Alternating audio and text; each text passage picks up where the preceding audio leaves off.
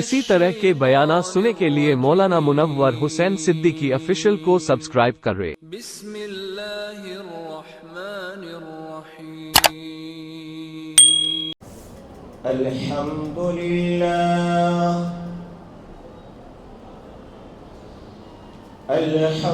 للہ نحمده ونستعینه ونستغفره ونؤمن به ونتوکل علیہ ونعوذ باللہ من شرور انفسنا ومن سیئات اعمالنا من يهده الله فلا مضل له ومن يضلله فلا هادي له ونشهد أن لا إله إلا الله وحده لا شريك له ونشهد أن سيدنا وسندنا ونبينا وحبيبنا وطبيبنا ومولانا ومؤيدنا محمدا أرسله بالحق بشيرا ونذيرا وداعيا إلى الله بإذنه وسراجا منيرا فأعوذ بالله من السميع العليم من الشيطان الرجيم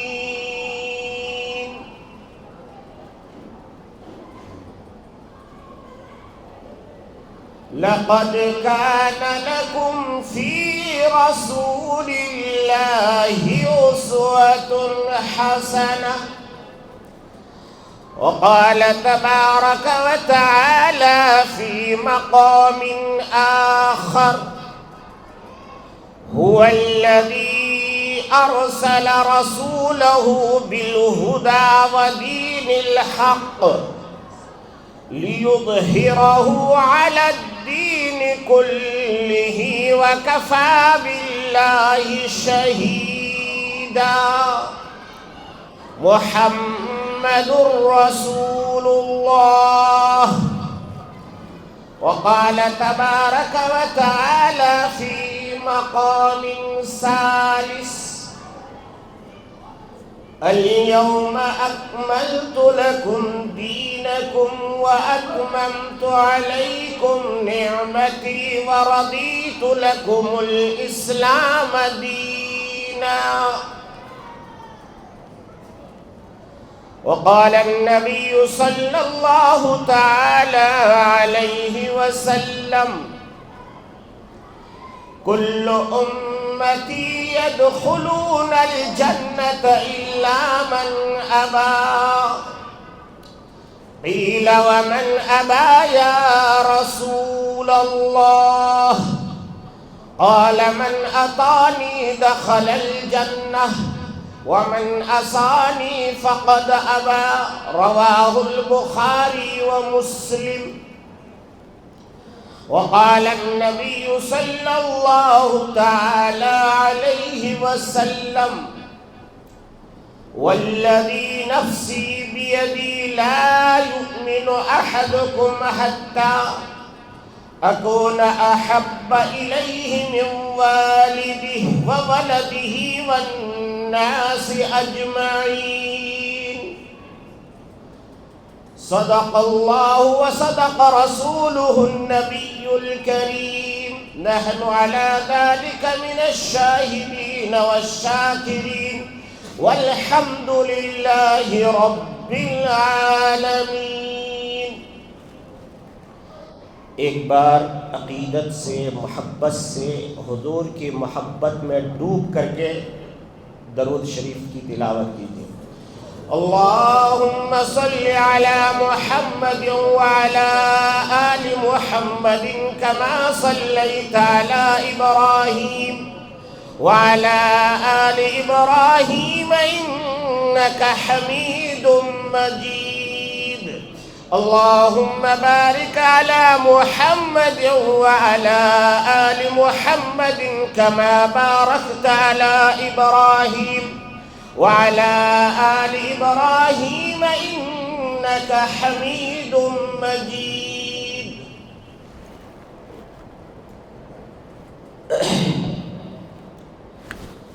انہی کی مطلب کو کہہ رہا ہوں، زباں میری ہے بات ان کی.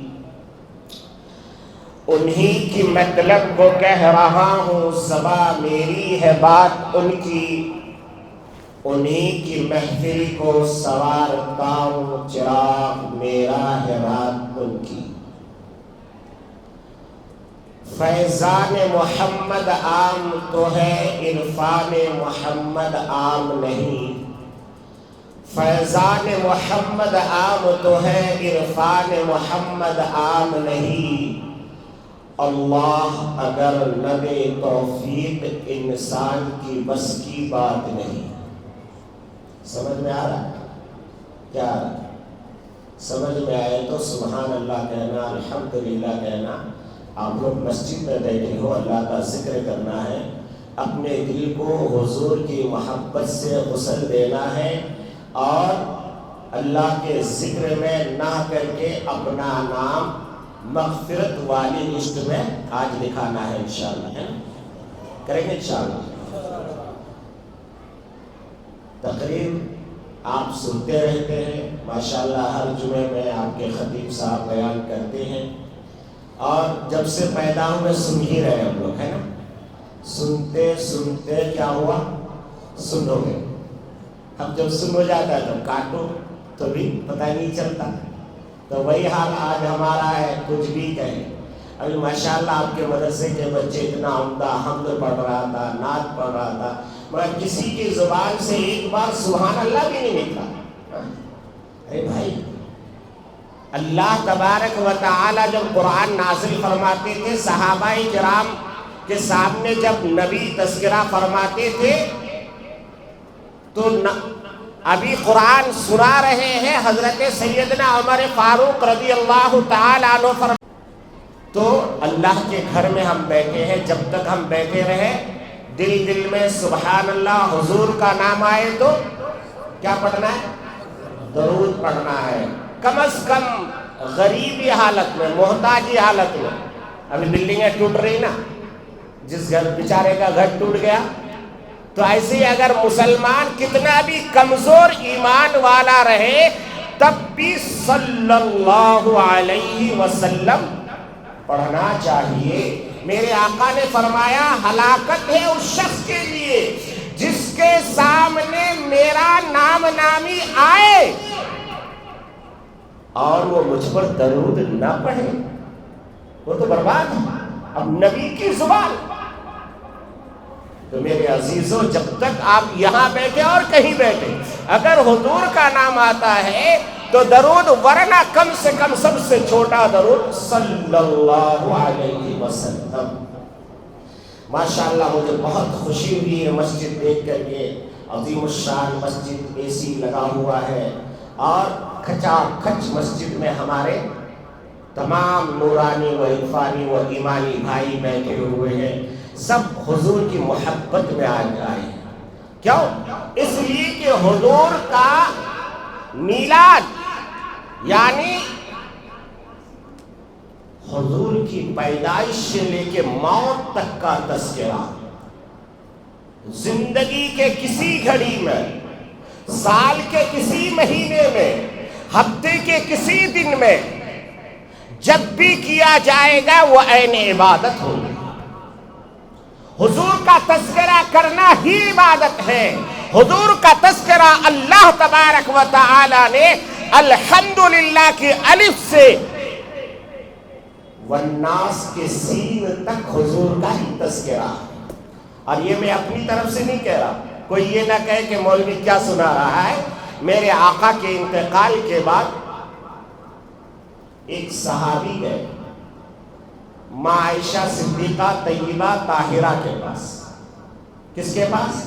صدیقہ کائنات ہمیں اپنی ماں پر تو شک ہو سکتا ہے کہ یہ میری ماں ہے کہ نہیں، ہو سکتا ہے میری ماں کو بچے نہ ہوئے ہو، کسی اور سے گود لے لیا، دودھ پلانے کی وجہ سے میری ماں بن گئی، پرورش کرنے کی وجہ سے میری ماں بن گئی، مگر امہات المومنین میں کبھی شک نہیں ہو سکتا، وہ سب کے سب پوری امت کی مائیں ہیں، یہ قرآن کہہ رہا ہے۔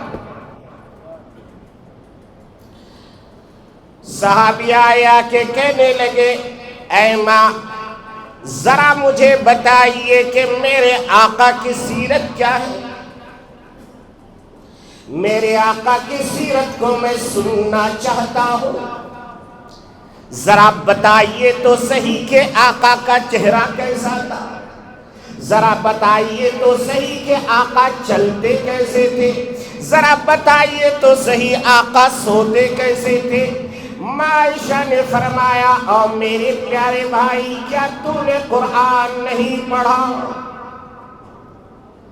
کان خلقہ قرآن، میرے ماں عائشہ نے فرمایا او میرے پیارے بیٹے یہ اللہ کا قرآن الحمدللہ رب العالمین سے لے کے والناس کی سین تک یہ سارا میرے آقا کی سیرت ہے۔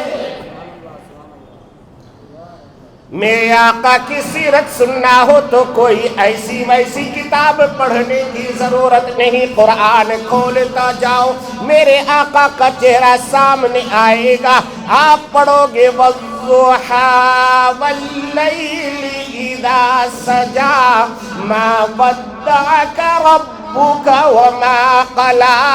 اللہ تبارک و تعالی خود فرماتے ہیں کہ مجھے اے محمد تیرے چمکدار چہرے کی قسم ہے، سورج کے چمکتے ہوئے سورج کے چہرے کی قسم۔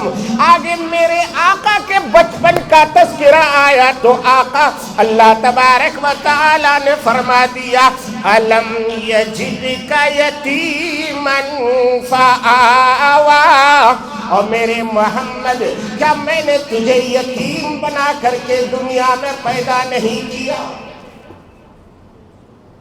اللہ تبارک و تعالی نے میرے آقا صلی اللہ علیہ وسلم کی سیرت طیبہ کو قرآن کے ہر لفظ میں، ہر نقش میں، ہر جز میں، ہر نقطے میں، ہر حرف میں، ہر الف میں، ہر با میں پیرو کر کے رکھ دیا اور کہا اے قیامت تک کے آنے والے انسانوں نبی کی سیرت دیکھنا چاہو تو قرآن کھول کر کے پڑھ لینا، نبی کی سیرت تمہیں مل جائے گی۔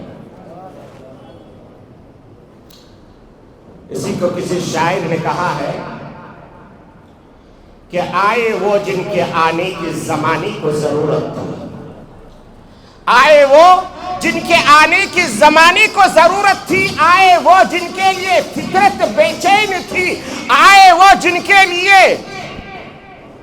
کعبہ کی زمین ترستی تھی، آئے وہ کہ نغمہ داؤد میں جن کا ترانہ تھا، آئے وہ جو یعقوب کے گریہ میں جن کا فسانہ تھا۔ اب یہاں لفظ گریہ آیا، ہم کو بولیں گے یہ گریہ کیا ہے؟ گریہ کے معنی رونا۔ حضرت یعقوب رو رو کر کے اپنے بیٹے کے لیے جو دعائیں کرتے تھے اس کے لیے شاعر نے کہا کہ آئے وہ جو یعقوب کے گریہ میں جن کا فسانہ تھا، آئے وہ جن کے قدموں کے لیے کعبہ کی زمین ترستی تھی۔ اسی لیے کسی شاعر نے کہا ہے کہ اے جنت تجھ میں حور و قصور رہتے ہیں۔ یہ ایک شعر یاد کر کے لے جانا، میرا آنا بھی وصول ہو جائے گا، آپ کا جانا بھی وصول ہو جائے گا، اور ورطور والے جامع مسجد کے انتظامیہ کمیٹی والوں کی جو یہ ساری محنتیں بھی قبول ہو جائے گی، اور مجھے جو دعوت دیا گیا بھائی ندیم صاحب نے اور دوسرے ان کے ساتھیوں نے جو بلایا ان کا بھی یہ محنت قبول ہو جائے گی۔ کسی نے کہا، اللہ والے نے کہا کہ اے جنت تجھ میں حور و قصور رہتے ہیں۔ میں نے مانا کہ ضرور رہتے ہیں، تجھ میں حور و قصور رہتے ہیں، میں نے مانا کہ ضرور رہتے ہیں، مگر اے جنت آ میرے دل کا طواف کر۔ شاعر کہتا ہے کہ آ میرے دل کا طواف کر، اس لیے لیے کہ میرے دل میں حضور رہتے ہیں، میرے دل میں حضور رہتے ہیں۔ آج یہ آپ سب کے دلوں میں حضور کی محبت ہی تو ہے جس کی وجہ سے آپ اپنے گھر کو چھوڑ کر کے، اپنے بیوی بال بچوں کو چھوڑ کر کے، اپنے آرام اور راحت کو چھوڑ کر کے، ارے آج تو کام کا دن تھا نا، آج تو کام کر کے آپ تھکے ہوئے تھے، آپ چاہتے تھے کہ گھر میں جاتے آرام کرتے، مگر آپ کو پتا چلا کہ آج سیرت کے عنوان سے جلسہ ہو رہا ہے، سیرت النبی کا پیغام سنایا جائے گا، اپنے آرام اور راحت کو قربان کر کے آپ ورتر کی جامع مسجد کو آباد کر رہے ہو، یہ حضور کی محبت ہی ہے۔ اور جو حضور کی محبت کرتا ہے اس کے لیے اللہ کی طرف سے کیا انعام ہے؟ اللہ تبارک و تعالی قرآن مجید کے اندر ارشاد فرماتے ہیں قل ان کنتم تحبون اللہ فاتبعونی يحببكم الله ويغفر لكم ذنوبكم والله غفور رحيم۔ جو بندہ اللہ اور اللہ کے رسول سے محبت کرتا ہے، اللہ اس کے بدلے میں اس کے گناہوں کو دھل دیتا ہے، اس کی مغفرت فرما دیتا ہے۔ اللہ بڑا غفور الرحیم ہے۔ میرے عزیزو نوجوانوں، آج کا یہ عنوان اور آج کا یہ سیرت کا جلسہ ہمیں چیخ چیخ کے کہہ رہا ہے کہ مسلمانوں یہ عام وقت نہیں ہے۔ نارتھ سے لے کے ساؤتھ تک اور ایسٹ سے لے کے ویسٹ تک دنیا کا کوئی کونا ایسا نہیں جہاں مسلمان پریشان نہ ہو۔ نفسی نفسی کا عالم ہے، بوڑھوں کو تک بخشا نہیں جا رہا، سفید بال کی لاج نہیں رکھی جا رہی، جوانوں کو اٹھا اٹھا کے جیل میں ڈالا جا رہا ہے، معصوم معصوم بچوں کے اوپر بموں کی بارش ہو رہی ہے۔ فلسطین کی تاریخ اٹھا کے دیکھو، وہ بچے جو چل نہیں سکتے تھے، اسرائیل کے بم نے ان کے بستروں پہ آ کر کے ان کو شہادت کا تاج پہنایا۔ ہم افسوس نہیں کرتے کسی شہید کے مرنے پر، اس لیے کہ شہادت تو وہ مقام اور مرتبہ ہے جس کے لیے میرے نبی دعائیں مانگا کرتے تھے، حضرت سیدنا عمر فاروق نے دعائیں مانگی ہے۔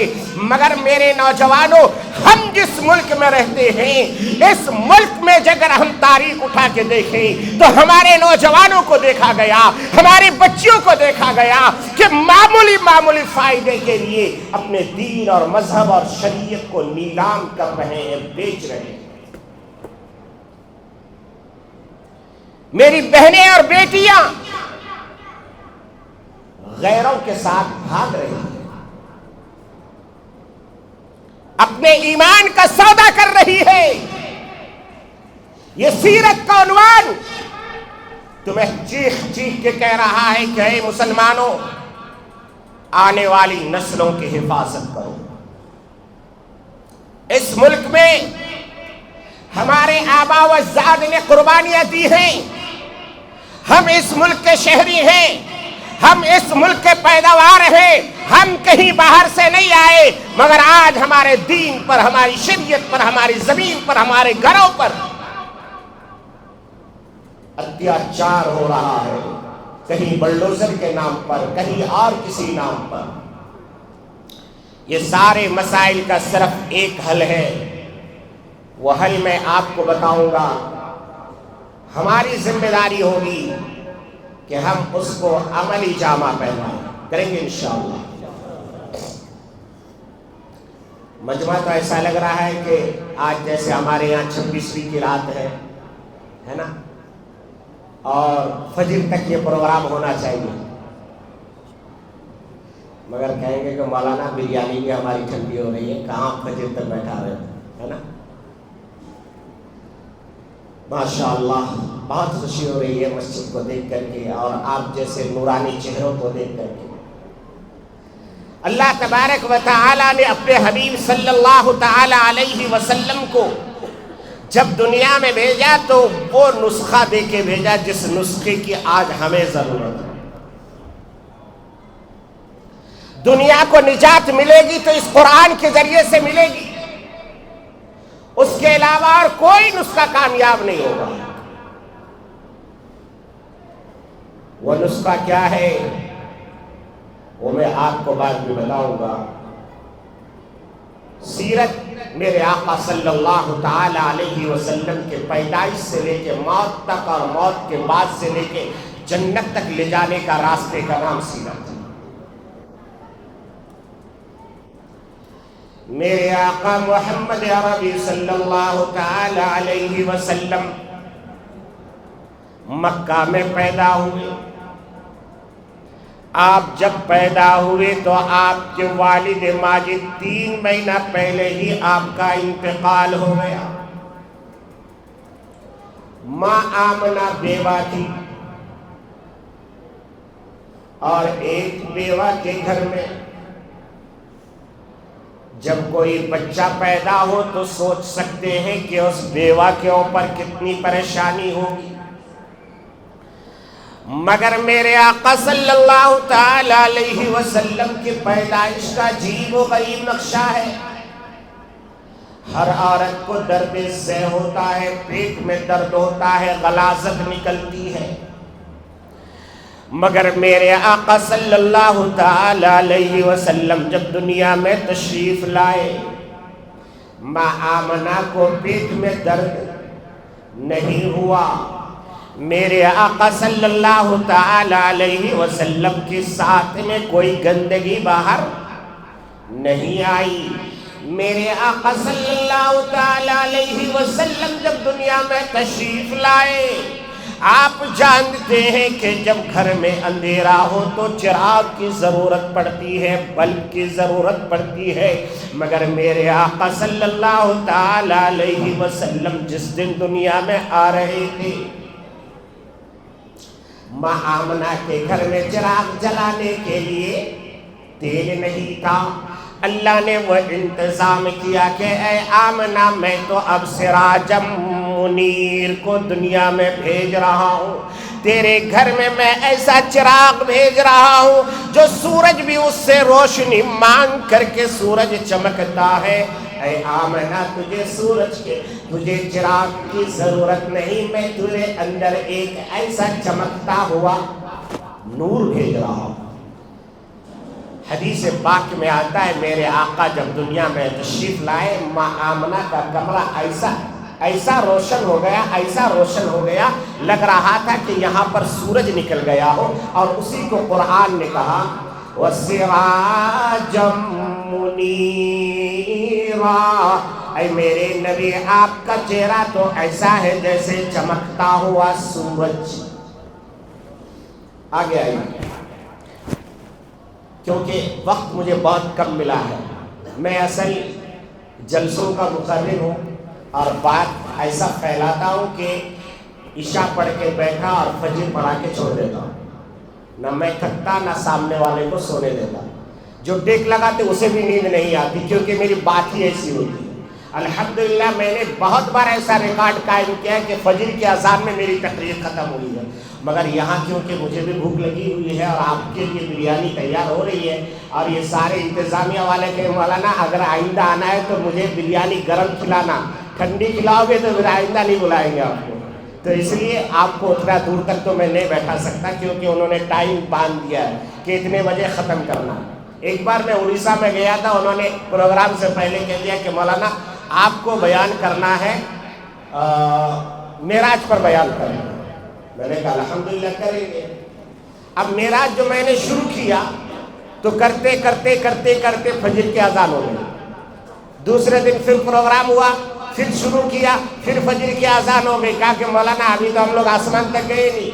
मैं कहा मेराज है भाई, इतना आसान थोड़ी है? इतने नबियों को नहीं मिला, मेरे आका को मिला और तुम एक ही दिन में। तो कहा हजरत आइंदा साल फिर इन्हीं 2 तारीख में फिर आइंदा साल आपको आना पड़ेगा, फिर मेराज ही बयान करना। मैं क्या करेंगे? फिर दूसरे साल गया, फिर 2 दिन किया, फिर दूसरे साल गया। 3 साल में मैंने उनको सफर मेराज सुनाया, मगर फिर भी मैं حق ادا نہیں کر سکتا، اور میں کیسے کر سکتا ہوں؟ اللہ تبارک و تعالیٰ کو میرے آقا کی سیرت بیان کرتے کرتے کرتے کرتے، وردور والے یہ جملہ یاد رکھنا، میرے آقا کا سیرت بیان کرتے کرتے کرتے کرتے کرتے کتنے سال لگے؟ کتنے سال؟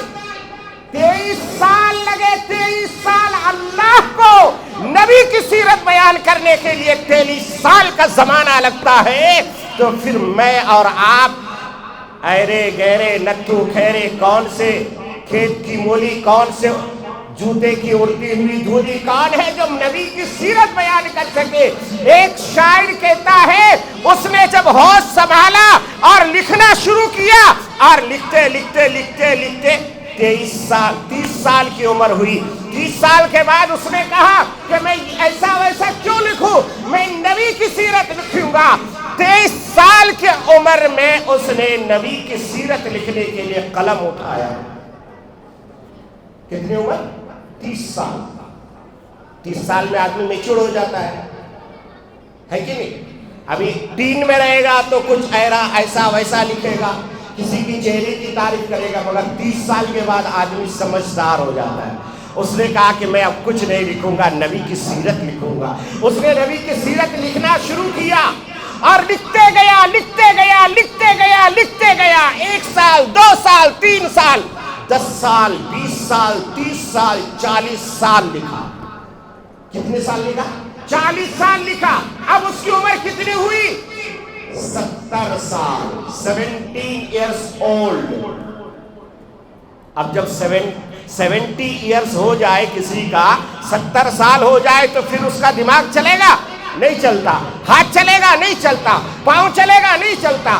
اب اس نے سوچا کہ میں 70 سال کا ہو گیا ہوں، قلم پکڑتا ہوں تو ایسا ایسا کانپتا ہے، دیکھنا چاہتا ہوں تو آنکھوں میں بینائی نہیں ہے، سوچنا چاہتا ہوں تو دماغ کام نہیں کرتا۔ ساری 40 سال کی محنت کو جمع کیا، ٹیبل پہ رکھا۔ رکھنے کے بعد حضور کو اپنے تصور میں لایا، اپنے ذہن و دماغ پہ لایا۔ لانے کے بعد کہا، اے حضور، میں نے 40 سال لکھا ہے، لکھنے کے بعد میں آج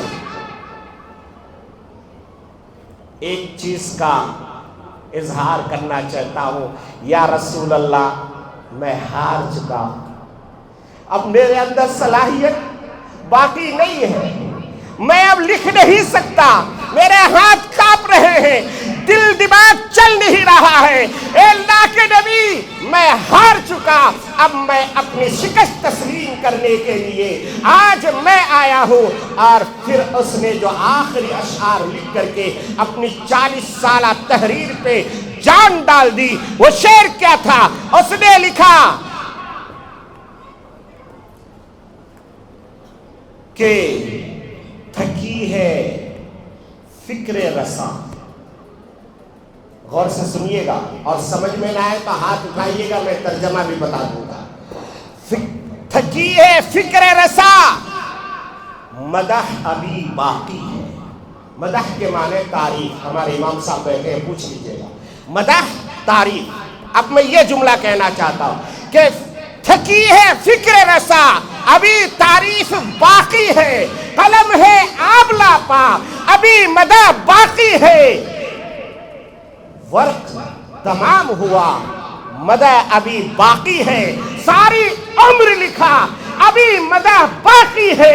پھر کسی شاعر نے کہا، لا یمکن الثنا کما کان حقہ، بعد از خدا بزرگ توئی قصہ مختصر۔ اے اللہ کے نبی، میں تعریف نہیں لکھ سکتا، صرف ایک جملہ کہنا چاہتا ہوں کہ اللہ کے بعد جو بھی مقام اور مرتبہ ہے وہ سب رسول اللہ کا ہے، وہ سب رسول اللہ کا ہے۔ بعد از خدا بزرگ توئی قصہ مختصر۔ بس ایران توران کہہ کے کوئی فائدہ نہیں۔ ارے مقرر کیا بیان کر سکتا ہے؟ ارے محرر کیا تحریر کر سکتا ہے؟ ارے پڑھنے والا کیا پڑھ سکتا ہے؟ سوچ सोचने वाला क्या सोच सकता है, मेरे सोच से वराउल मावरा है।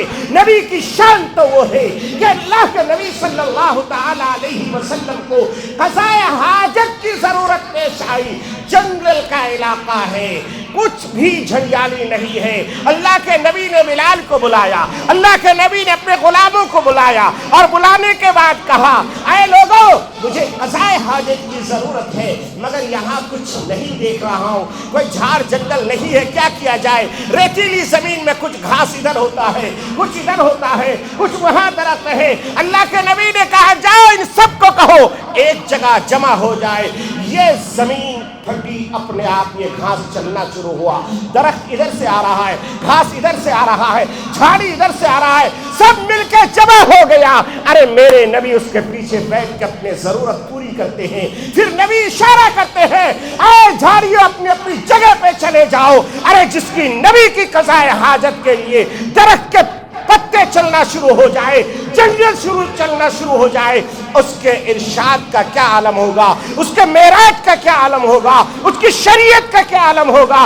कभी हमने सोचा भी है मेरे नबी के चेहरे का क्या आलम होगा? मेरे यारो, इसलिए मैं आपको बताना चाहता हूं, मेरे नबी से खूबसूरत दुनिया में कोई पैदा नहीं हुआ। ईमान है कि नहीं? ईमान है तो एक बार जोर से कह दीजिए सुभान अल्लाह।